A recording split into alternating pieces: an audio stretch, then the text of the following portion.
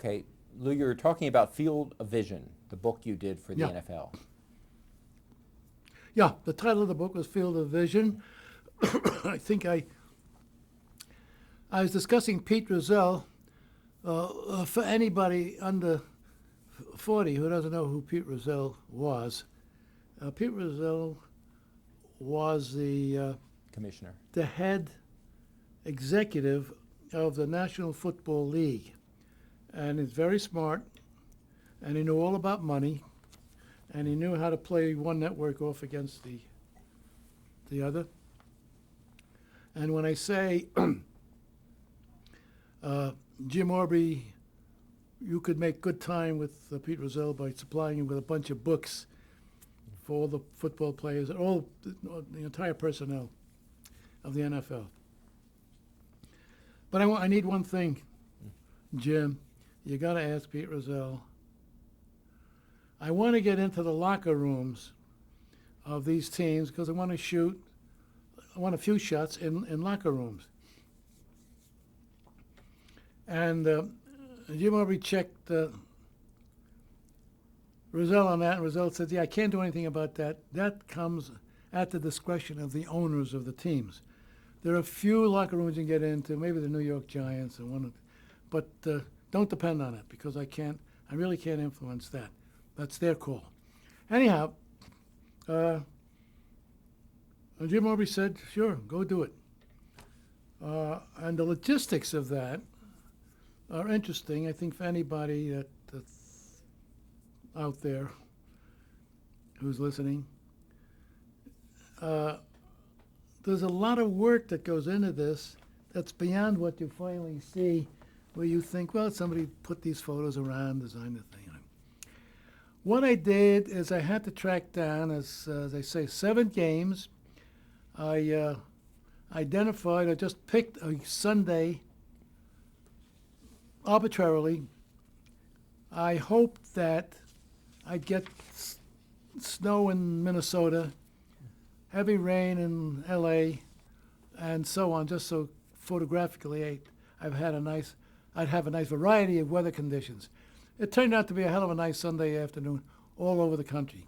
And what I did is I identified the local newspaper in each city, or the local newspapers in each city, and found the names of their top staff photographers. They always had staff photographers. And if they didn't, who were their freelance photographers? And so I identified the best photographers, sports photographers, in each city, and wrote a long letter of particulars to them. I commissioned them all to do the photography for that Sunday afternoon's game, and here's what to look for. And they spelled out specifically what I want them to do. I want one guy to cover the offense, one guy to cover the defense, and at any given moment, whenever you feel like it, turn your camera on the crowds, turn your cameras on the Pepsi-Cola bottles and the newspapers on the floor. Just keep shooting. Shoot, shoot, shoot. Shoot the empty stadium when you go in. Shoot the empty stadium as it empties out after the game. But watch particularly, you watch the quarterback on the offense and on the defense, do whatever. If you've been doing sports, you know what. Send me immediately your exposed film, and send me the local newspapers that cover the games so I know by the listings and the coverage which player has which number on his shirt, so I can identify against my photography who these people are. And of course all the scores and I got tons of stuff. Monday morning I said, and send it special delivery quickly. So Monday morning I was saturated with film and newspapers and whatever. And then came the time-consuming thing of, we had a big photo department, CBS. I had the stuff developed. I had contact prints made of everything that was sent in, and I went through with magnifying glasses, picking the photographs I wanted to use. And so I did it game by game by game by game, and very exciting. very exciting. I knew, incidentally, it's a devious trick on my part. It's not a trick, but it's a devious part of my makeup, you see. I know that anybody that knows anything about imagery, visual stuff, I knew I was doing this, and I sold it on this basis to Jim Aubrey. I'm going to make you a hero, Jim. We're going to get, I hope we get the reorder on the exclusivity of the NFL. But in here, there was always this little thing that said, boy, can I make a great football book. What a beautiful looking thing. It's full of action. How can I lose? I'm going to win a gold medal at the Art Directors Club. But I never tell that to Jim Aubrey. Because Jim Aubrey, this is for you and for CBS. I always took the position that a mutual beneficial arrangement is a good way to work. I'd have a great book. You'd have a great piece to send to prospects, sponsors, NFL, on and on and on and on. Should we now, can we talk about Black Rock right now? Yeah, I mean, are you through with the book? I think so, yes. Okay. Can you just talk about what Black Rock was and how it changed Yeah. Well, CBS? we were at the, we were headquartered at 485 Madison from way back, and Stanton, I guess, with Paley together, they decided on a nice big piece of real estate on 6th Avenue, or the Avenue of the Americas, between 52nd and 53rd Street, for a new headquarters building. And I know that it was Stanton's choice because he was the guy with the architectural knowledge and the good taste. His choice for architecture was Eero Saarinen. Now, Eero Saarinen never had done a high-rise building of this dimension. And he was commissioned by Stanton. Stanton had most of the traffic with him. And he turned in the drawings and the beautiful model, and Frank Stanton called me up to look at the model, the building, just a gorgeous, gorgeous thing. I hope you can draw out Stanton on that building because he knows more about it than anybody else. The difficulties with his interplay with Paley and so on. You know, I never talked about the CBSI and management's response. I'm interrupting myself. I shouldn't. Right. Well, we'll talk about that. We'll talk about coming that up later next. if you remember. I certainly will. Okay. We'll talk about the exhibit you created for All right. Black Rock. Beg your pardon? The exhibit, the walkway exhibit you created. Yeah. Well, first the building. The building itself, and Stan can elaborate on that. You know, fabulous building. How the how the black stone was arrived at, and how the texture of the stone was arrived at, and it's a very tricky business because that was a design invented texture by. Incidentally, Saarinen died in the middle of this project. He had designed the building, but he never got to the completion of it or the building of it. And how the texture of the building was arrived at is a story in itself. The interior is a story, and you're talking about the exhibits around the. Yes, as it was being constructed. You created the exhibit that you created for the passerbys. For the what? For the passerbys, the exhibit you created as the building was going up. About the history of CBS. A Oh, walkway. yeah. Right. Gee, I forgot all that. Got to have those slides in front of me. Yeah. The well, it's academic in building construction, especially with high rises, that you must have a bridge, a sidewalk bridge that protects, if people are walking under it, that protects the public from falling debris. And I would take every opportunity.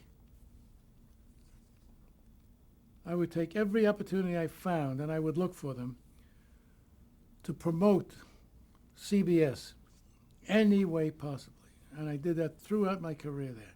any opportunity to bring goodwill with the public and with advertisers to CBS and bring them into the family and bring them into the fold. Well, we had a bridge, and where everyone, almost every building, every high-rise that went up, the order of business is that you put a plywood fence around the excavation, again, to protect people from what's happening, and to isolate the workers behind it so there's no interference from the public.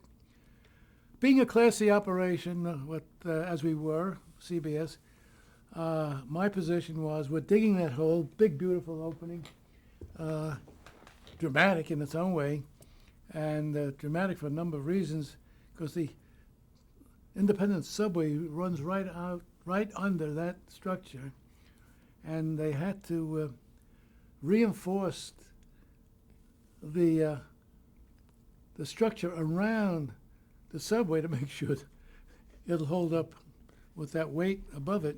And there's 10 feet of concrete tunnel that the subway runs under, and the building on top of it. And we still get some vibrations when the subways run under there. Being a Class C operation, we don't put up plywood fences with holes in it intermittently so people can look down and see what's happening. I say to Stanton, I want to put up a plexiglass fence, clear around the whole perimeter, so that it's a big, big window right on the excavation, and you can see what in the hell is going on. And Stanton says, sure. Well, you know what the difference in cost between a plexi fence and a plywood fence? We shouldn't go into that, but the cost is very big. But the drama of what we're doing is important. All of New York is looking down. In addition to that, we have set up here and there a speaker system where we're giving 20-minute, whatever it was, reports, audio reports on what is it that we're doing down here, what's going on. So we're letting the public know exactly what's happening. This is going to be a big new headquarters for CBS, and it's going to be, as CBS will be devoted to entertainment, education, and whatever.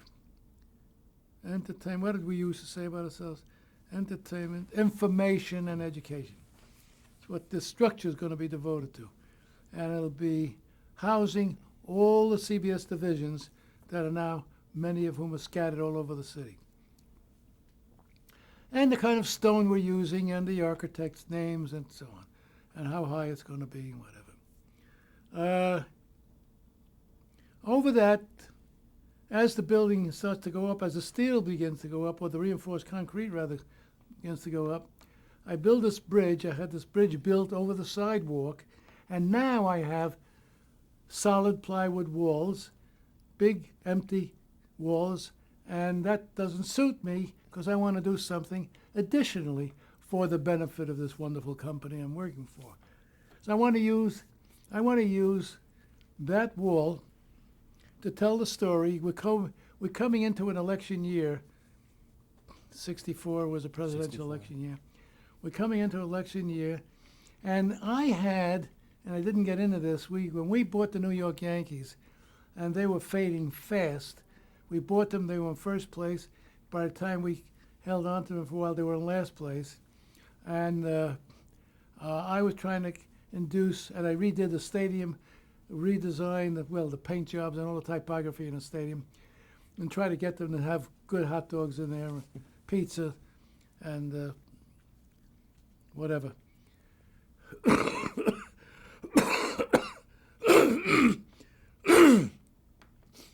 Excuse me.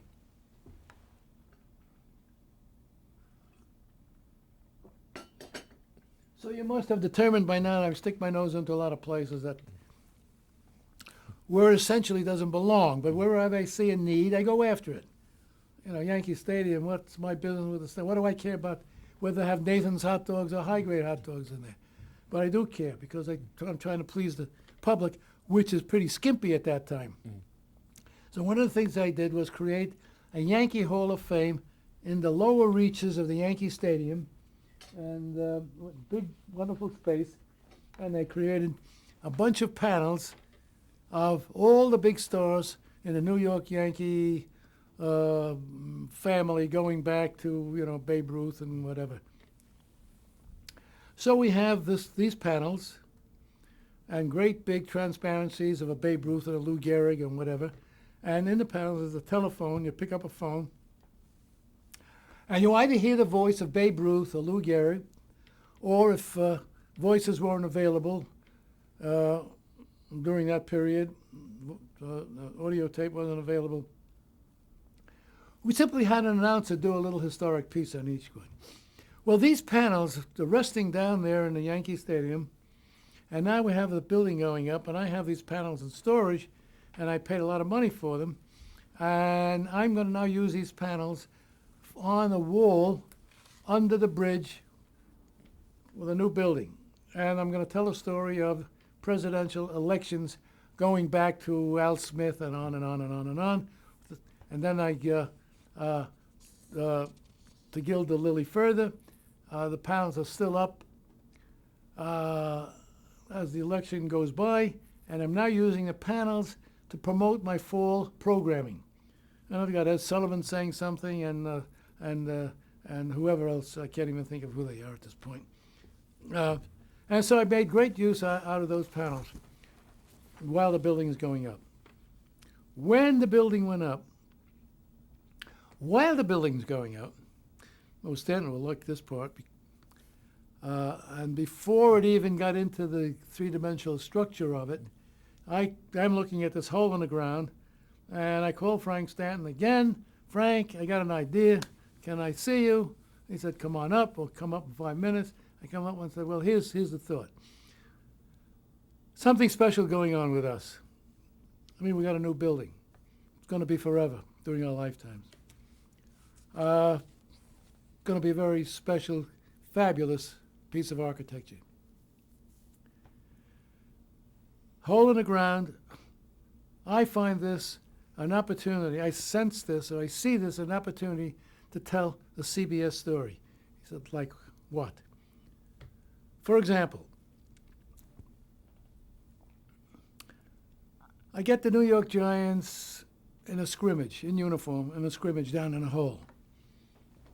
And I do a big ad about this great edifice that's coming up here, dedicated to entertainment, education, blah, blah, blah. And I tell a story about sports on CBS. We got an exclusive with the NFL. Next time out, we run that ad. 1 month later, I run another ad. I put the New York Philharmonic down in a hole, in uniform. And I do a talk about culture and Philharmonic and so. New Lucille Ball is coming to town now. The thing is starting to grow. We have Derek's down there. Lucille Ball is in town, let's say, for example. I put her in a Derek, and I got her running the Derek, whatever. Anytime there's a big Hollywood star in town that's on our network, Jackie Gleason, I do something with him down in a hole. At some point, I line up, as the steel goes up, I line up the department on the 3rd floor of the building, which may or may not be the research department. I don't know what it is at that point. But I line up people in the research department, and I tell a story about research. We got up to the 5th floor, I got the programming department, and I tell the public all about the $90 million a year that we spend on new programming. And as we go up, I'm telling the CBS story, and I'm telling Frank Stanton. This is what I'm saying to Frank Stanton, probably more articulately than I am now, giving Frank Stanton my concepts of what I want to do here. And I said, look, I know it's illegal. You don't do advertising to sell your company's stock. But believe me, my gut tells me I do this properly, and people get a sense of what CBS is, because they do not have a sense of what CBS is. They may know about Columbia Records, and not many of them know that Columbia Records is CBS. And we have 17 divisions at this point. And here's a way for me to tell the full CBS story, which they are unaware of as we go up. And people see this, they got to say, wow, what a company. Now I go up, building goes up, I'm running an ad a month as it goes up. I've got this figured out so that the building, it happens by sheer good fortune, that the building will be topped out. You know what that means in construction? Topped out is the last floor. They usually put a little fir tree on the last. Well, it's Christmas. I put a Christmas tree up there. And I say, Merry Christmas. New York, Merry Christmas, blah, blah, blah. And that's okay, Frank. That's my suggestion for the day. He flips out. I love it. I love it. Jesus. Oh, golly. He says, do me some sketches. Sketches? What am I going to sketch? A New York Philharmonic down in a hole? I said, you have to talk this stuff. He said, I want to get my 8 divisional presidents together. He says, you understand, we don't have any money. I don't have money for advertising in the corporate structure. But these guys do. They have product to sell. I want to get the money away from them to do this campaign. How much is it going to cost? I said, well, if it's only a New York campaign, I don't know, $250,000 a year, something like that. And he says, I'm going to get the money from Columbia Records, from there, from there. But I got to sell it to all my presidents. He said, it happens I'm having dinner with them all tonight. He calls me the next day, said, it's a go, they love it, blah, blah, blah. He said, I got to sell it to Paley. I don't know whether I should put this in here or not. So he takes it to Paley. Paley kills the whole idea. Paley says, Frank is probably not going to like to know that in this thing because he's careful not to do anything that's negative about Paley. Paley says, why are we advertising? Paley doesn't really like the building. Paley says, why are we advertising? Let other people advertise the building. Let other people, I said, this is the stage set. This is my background for the CBS story. It's not advertising the building. It's double whammy here, advertise the building, but the point is I'm selling CBS, and I tell you, it's going to be a great Wall Street story. Well, never did it. It's a bone of contention with Frank for 40 years, keeps coming back to this every once in a while. I said, geez, that campaign we were going to do. God, what a campaign. Anyway, we never did it. Can you talk about the signage of CBS? Certainly you had a great control of how sign and decor looked in that Black Rock building. Well, importantly at that time, I devised a CBS typeface, which is called CBS Didot, D-I-D-O-T, and it's our exclusive face, and that was housed at one of these photo lettering places, and we'd call it up whenever we need it. And the reason for that typeface, if you saw it, is that it visually is married to the CBS eye in character and quality and whatever. The whole spirit of the thick and thins of this typeface is very much with the CBS eye. And so that's the type I use throughout the building. The architects, by that time, Sarin was out of it, and there was a new firm of architects. These people were associated with the Sarin office to begin with, and they began doing the typography, and it was crap. Really terrible. Architects aren't that great with typography. And Frank Stanton said, hey, we got to do the type. We can't let them do the typography. I said, okay, I'll do the typography. Something else happened with the building. Frank wanted me to come to corporate to work on the building, and I said, gee, I don't want to give up all this advertising for the television network, and I like doing advertising. I said, I'll go if CBS News is part of the package, because I want to do CBS News advertising, because it was sort of the only intelligent product we had that I wanted to work on. So he arranged that. So I had news and corporate was the building, interior, exterior, typography, so on and so on. Your title became Director of Design, did it not? Director of Design of CBS Inc., Director of Design. Yeah. Could you also talk about how you used the typography throughout CBS, including the corporate stationery? Yeah, and this new typeface this new typeface, we changed everything. Stanton and I thought, no, we got a new building. Excuse me. It's a new lease on life. And we ought to clear out the attic of all the junk we've had all these years we've accumulated. And let's unify everything. And the CBS Dido became the typeface. It did all the stationery over.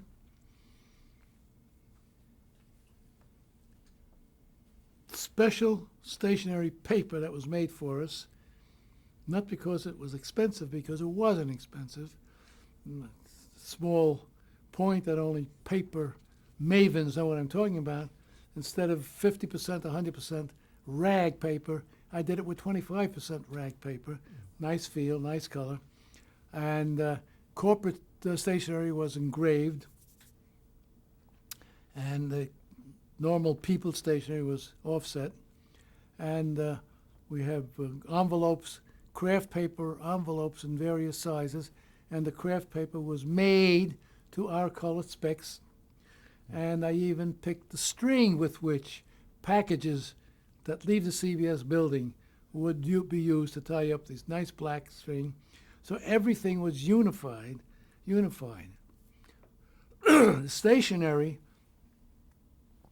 you talk about paying attention to detail. Boy, did we pay attention to detail. I set up a letter. I wrote a letter with a format on how letters should be typewritten that leave the CBS building. Very direct, rigid, if you will, but neat and whatever. And that's the classic CBS form for typing a letter. How many lines of typewritten material before you go to a second page, the measure, the width of the measure, and so on. Every bundle of new stationery went out to every secretary in the building. Anybody that worked with a typewriter, with this piece of information, the sample letter stuck on the cover of the box of stationery, gone to every secretary, and I got nasty letters from secretaries. See, the rigidity, the unification thing, translates to rigidity and dictatorial conditions that people resent. They really resent uniformity and dictatorialism, and we thought we want things to look the way we want things to look. Even the pictures in the building, even the photographs, even the artwork that hung in the buildings. I put together collections of suitable, acceptable art that will hang in your office.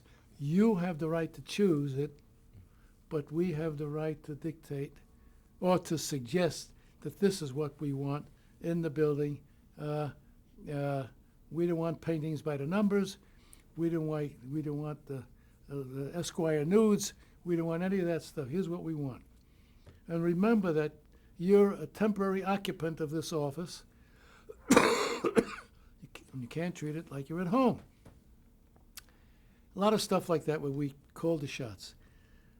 Life magazine did a big story on that building and the beauty of it, and they called me a dictator. And I got letters from secretaries. Dear Adolf Hitler, if we ever catch you at the secretarial pool, we'll drown you. All kinds of wonderful stuff like that, because we're telling them how to type letters. And the Life, the guy who wrote the Life thing, is a very famous writer, good writer. And they made a big thing out of it too, that, dictating terms. But that's we just wanted to keep our building. Frank Stanton and I used to come in on weekends to check the construction and check how the door hinges are put on, and to see that the door hinges, screw heads, all go in the same direction. You know what I mean by the screw heads? So we would check all that. Let's take a break. We're about to change the tape.